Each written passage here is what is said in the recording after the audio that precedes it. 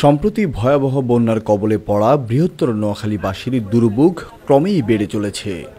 বন্যার পানি দীর্ঘ সময় আটকে থাকায় মানুষের খাদ্য, বস্ত্র, চিকিৎসা এবং বাসস্থান সহ নানা সংকট তৈরি হয়েছে।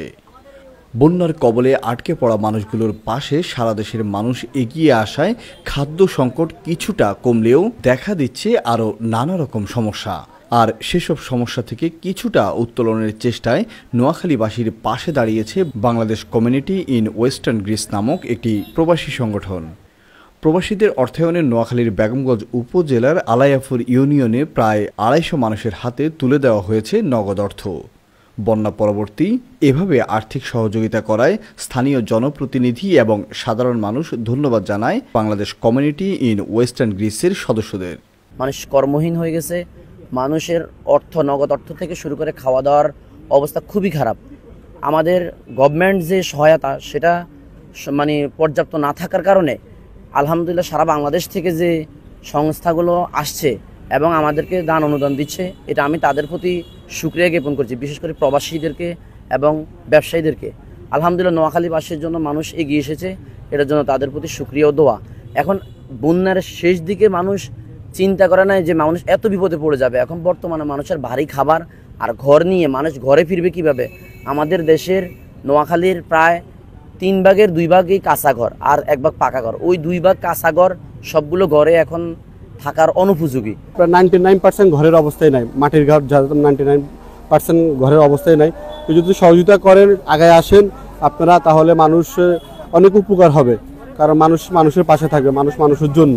সংগঠনের সদস্যরা জানায়, আমরা বৃহত্তর নোয়াখালীর বিভিন্ন জায়গায় ঘুরে দেখেছি, যেই পরিমাণ ক্ষয়ক্ষতি হয়েছে সেই তুলনায় এই আর্থিক অনুদান খুবই অপ্রতুল। এই অঞ্চলের মানুষ এখনও অনেক কষ্টে আছে, তাই যত দ্রুত সম্ভব এই মানুষগুলোর পুনর্বাসনের জন্য সবার সহযোগিতা প্রয়োজন। প্রবাসে আমরা সবসময় চেষ্টা করি বাংলাদেশের যে কোনো দুর্যোগে পাশে থাকতে। সেই সুবাদে আমাদের যখন এই ফেনী, নোয়াখালী, লক্ষ্মীপুরে বন্যা হয়েছে, আসলে সাধারণত এই অঞ্চলে বন্যা তেমন একটা হয় না। হঠাৎ করে বন্যা হয়েছে ওনারা, আসলে আমরা এখন বন্যার অনেক দিন পরে আমরা এই জায়গায় আসছি।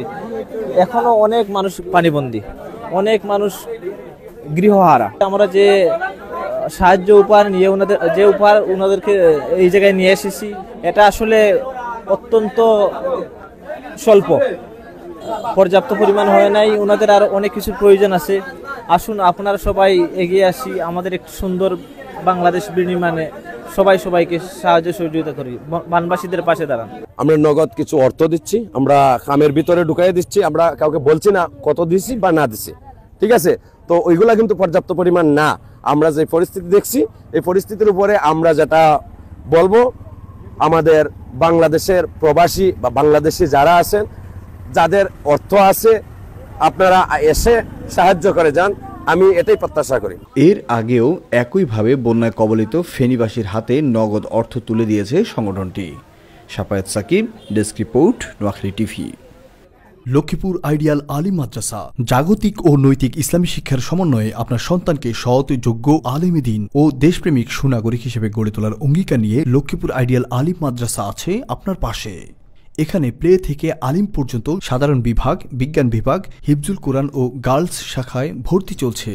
এখানে রয়েছে উন্নত যোগাযোগ ব্যবস্থা এবং রুচিশীল ও শিক্ষাবান্ধব পরিবেশ, আবাসিক, অনাবাসিক ডে কেয়ার ব্যবস্থা। লক্ষ্মীপুর আইডিয়াল আলিম মাদ্রাসা, কোর্ট বিল্ডিং সংলগ্ন, জমুল স্টেশন, সদর, লক্ষ্মীপুর। নোয়াখালী টিভি, বৃহত্তর নোয়াখালীর প্রতিচ্ছবি।